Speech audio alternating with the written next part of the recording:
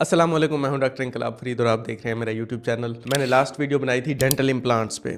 उसमें मैंने एक पैकेज भी बताया था कि 50,000 से स्टार्ट कर रहे हैं हम डेंटल इम्प्लांट्स। उस पर काफ़ी सारे लोगों ने कांटेक्ट किया कि वो इम्प्लांट्स लगवाना चाहते हैं, और उस कांटेक्ट से एक और इशू सामने आया जो पहले मेरे जहन में नहीं था, तो मैंने सोचा आज वो इशू एड्रेस कर दें। वो इशू ये था कि अक्सर लोग जो कि बाहर से कांटेक्ट कर रहे हैं, ओवरसीज़ पाकिस्तानीज़ हैं जो बाहर से आके डेंटल इम्प्लांट्स लगवाना चाह रहे हैं, या मेरे सिटी से नहीं है, मुल्तान से नहीं है, किसी और सिटी से आके इम्प्लांट लगवाना चाहते हैं, तो एक मेजर कंसर्न पाया गया। वो ये था कि डेंटल इम्प्लांट जो है वो तो 2 से 3 महीने का वेट होता है। हम 2-3 महीने के लिए फिर क्या करेंगे?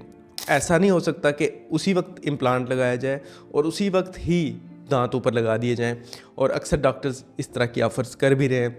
तो क्या वो वाले इम्प्लांट्स आप नहीं लगाते जो कि फ़ौरन आप ऊपर लगा देते हैं? थोड़ा सा मैंने जिक्र किया था वैसे इस तरह के सिचुएशन का पिछली वीडियो में, लेकिन मैं डिटेल में नहीं बता पाया था। आज मैं डिटेल में बताऊंगा कि इस तरह के इम्प्लांट्स क्या होते हैं, और क्या अगर कोई ऑफ़र कर रहा है तो क्या वो ठीक है, क्या ऐसे इम्प्लांट्स आपको लगवाने चाहिए, इनके नुकसानात क्या है, फ़ायदे क्या है, ये सारा कुछ आज हम डिस्कस करेंगे। और एंड पे आपको कंक्लूड करने के लिए मैं आप पे छोड़ूंगा कि आपने ये डेंटल इम्प्लांट्स लगवाने हैं कि नहीं लगवाने। वो वाले जो इमीडिएट बेसिस पे आपके दांत लग जाते हैं, उसी वक्त रेस्टोरेशन हो जाती है, और ख़ास करके वो लोग जिनके बिल्कुल कोई दांत होते ही नहीं है और फ़ौरन नीचे वाले दांत लगा के ऊपर वाले दांत, तो ये लग सकते हैं या नहीं लग सकते। इसके बारे में कुछ क्लियर कट चीज़ें जो कि हैं, जो कि आपसे छुपाई जाती हैं, जो आपको नहीं बताई जाती, वो सारी बातें मैं डिटेल से आज बताऊँगा, और आज आपको क्लियर हो जाएगा कि कौन सा तरीक़ाकार ठीक है, कौन सा तरीक़ाकार गलत है। मैं नहीं कहूँगा, आप खुद फैसला कर लीजिएगा। अच्छा, सबसे पहले स्टार्ट करते हैं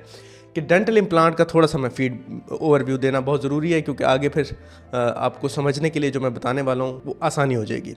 सबसे पहले कि डेंटल इम्प्लांट्स होते क्या हैं। डेंटल इम्प्लांट्स देखें, सबसे पहले जो एक प्रिंसिपल है, जिस प्रिंसिपल के तहत ये बनाए जाते हैं, ये लगाए जाते हैं, उस प्रिंसिपल का नाम है ऑसियो इंटीग्रेशन। ये एक ऐसा प्रोसेस है जिसके थ्रू आपका जो इम्प्लांट है वो आपकी बोन का पार्ट बन जाता है, उसके साथ इंटीग्रेशन हो जाती है, बायोलॉजिकल इंटीग्रेशन होती है, जिसके नतीजे में अब बॉडी और इम्प्लांट एक दूसरे के साथ इंटीग्रेशन के नतीजे में एक एक्सेप्टेंस आती है बॉडी के अंदर इम्प्लांट की, और वो बॉडी का हिस्सा बन जाता है, जस्ट एज कि आपका दांत होता है, नेचुरल टूथ होता है। तो जिस तरह का बायोलॉजिकल बॉन्ड होता है उस तरह का नहीं, लेकिन उस तरह की नेचर का ज़रूर कि आपकी बॉडी उसको एक्सेप्ट कर ले कि ये मेरा हिस्सा है। तो ये असल में ऑसियो इंटीग्रेशन एक प्रोसेस है। ये कैसे होता है? ये सबसे पहले एक डॉक्टर थे, साइंटिस्ट थे, जिन्होंने ये बनाया था, ब्रेन मार्क उनका नाम था। उसकी वजह से ये डेंटल इम्प्लांट जो है ना ग्रो किया। अब इसमें एक जो चीज़ बहुत अहम है वो ये है कि जो हम इम्प्लांट इंसर्ट करते हैं, उसकी जो एक्सटर्नल सरफेस होती है, उसकी जो रूट है, स्क्रू टाइप जो आपको नज़र आ रहा है, इसकी सरफेस को प्रिपेयर किया जाता है इसलिए कि वो बोन के साथ इंटीग्रेट करे, बोन के साथ एक बॉन्ड बनाए।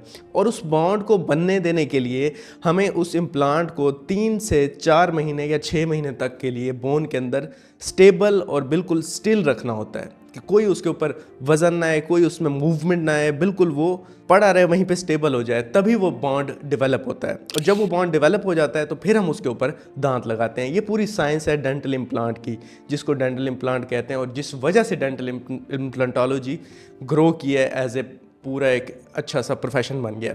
अब मैं आपको आता हूँ कि ये जो चीज़ है ऑसियो इंटीग्रेशन, ये जिस भी इम्प्लांट में है, हमें उस इम्प्लांट से कोई एतराज़ नहीं है, वो एक कंटेम्प्रेरी अप्रूव्ड डेंटल इम्प्लांटोलॉजी का हिस्सा है। ठीक हो गया।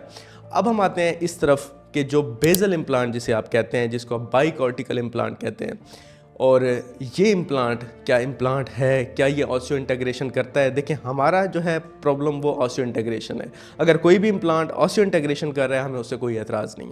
आपको भी एज ए पेशेंट सिर्फ यही चीज़ देखनी है कि कोई इम्प्लांट, कोई स्क्रू अगर ऑसियो इंटीग्रेशन कर रहा है तो वो इम्प्लांट है, अगर नहीं कर रहा तो फिर आपको सोचने की ज़रूरत है कि वो क्या है।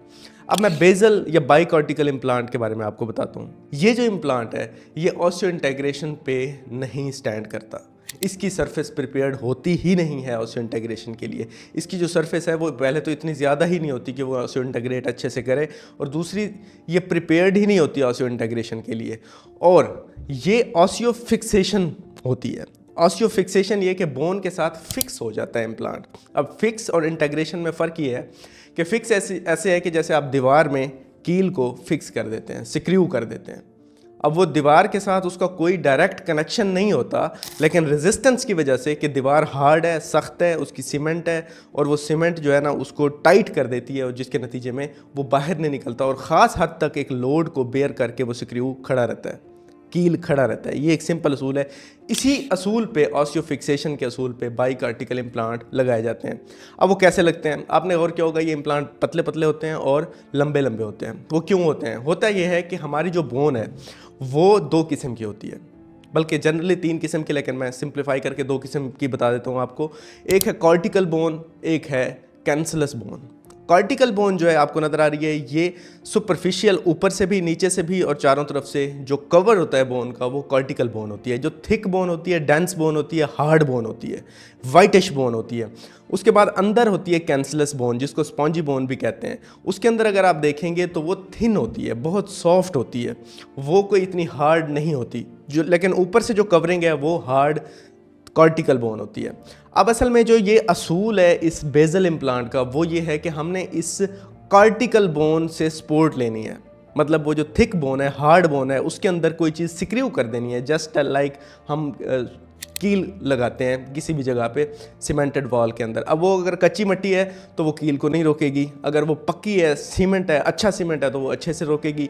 यही असूल है इसी सिक्रीव का, जिसको हम बाइकार्टिकल या बेजल इम्प्लांट कहते हैं। ये सिंपल, ये समझाना बहुत ज़रूरी है। एज ए पेशेंट आपको पता होना चाहिए कि आपके साथ क्या हो रहा है। अच्छा, अब इस असूल के तहत जब हम इम्प्लांट को लगाएंगे तो वो डिपेंड करता है कि जो लोड आ रहा है, जो ऊपर दांत लग रहे हैं, जो आप च्यूइंग कर रहे हैं, वो अगर उस लोड बेयरिंग कैपेसिटी से ऊपर चला जाएगा लोड, तो वो आपका जो स्क्रू है वो लूज हो जाएगा। Simple is that. और दूसरा, जब एक बॉन्ड क्रिएट नहीं हुआ उसका स्क्रू का और बोन का, ऑस्टियो फिक्सेशन है, ऑस्टियो इंटीग्रेशन नहीं है, तो जब बॉन्ड नहीं क्रिएट हुआ तो उसके नतीजे में क्या होगा कि दरमियान में बैक्टीरियल इन्फिल्ट्रेशन होगी, दरमियान में बैक्टीरियल इन्फेक्शन हो सकता है, क्योंकि बॉन्ड तो है नहीं, जगह एम्प्टी है, तो उस एम्प्टी स्पेस में कोई ना कोई एंट्री होगी, इन्फेक्शन होगा, और फिर इम्प्लांट आपका लूज़ हो सकता है।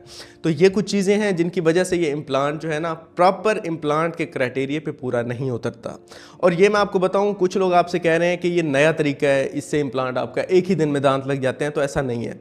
ये अर्ली 1970s में, 1970 में ये यूरोप और अमेरिका में ये तरीक़ाकार आ चुका था और वहाँ पे ये इम्प्लांट लग चुके थे 1970 में। लेकिन बाद में जब फेलियर इतना ज़्यादा आया तो उन्होंने इस तरीके को तकरीबन ख़त्म कर दिया और बहुत ही कम जगहों पे ये तरीका चल रहा है। लेकिन वहाँ पे इंटरनेशनली सिर्फ स्टैंडर्ड इम्प्लांट जो कि 2 से 3 महीने ऑस्टियो इंटीग्रेशन के लिए दिया जाता है, उसके बाद दांत लगाया जाता है, वही तरीक़ाकार चल रहा है। पाकिस्तान, इंडिया और इस तरह के हमें अब होश आ रहा है और हमने अभी वो इम्प्लांट इंट्रोड्यूस कराया है कि ये नया इम्प्लांट है, क्योंकि लोगों को हमें इम्प्लांट का पता चल रहा है, थोड़ा सा मार्केट में आ रहा है, लोग इम्प्लांट लगाने लगे हैं, लोग करवाने लगे हैं। तो जिसके नतीजे में इन्होंने सोचा है कि हम एक वही पुराना तरीका नया तरीके से मार्केट करते हैं और लोगों को कहते हैं कि एक ही दिन में या एक ही हफ्ते में आपके दांत लग जाएंगे।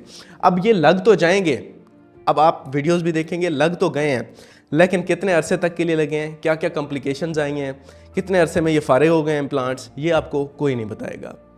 और आप अगर सर्च भी करेंगे तो आपको कोई अपना केस रिपोर्ट नहीं करेगा। लेकिन जो कंटेम्प्रेरी इम्प्लांट है जिसमें ऑस्टियो इंटीग्रेशन होता है, उसकी तकरीबन 30 से 40 साल की रिसर्च है जो ये शो करती है कि इसमें 98% सक्सेस रेट है। अब असल में इम्प्लांट लगाना मकसद नहीं है, उनको चलाना, दांत लगाना मकसद नहीं है, दांत की फिर लाइफ भी होनी चाहिए, ड्यूरेशन भी होना चाहिए।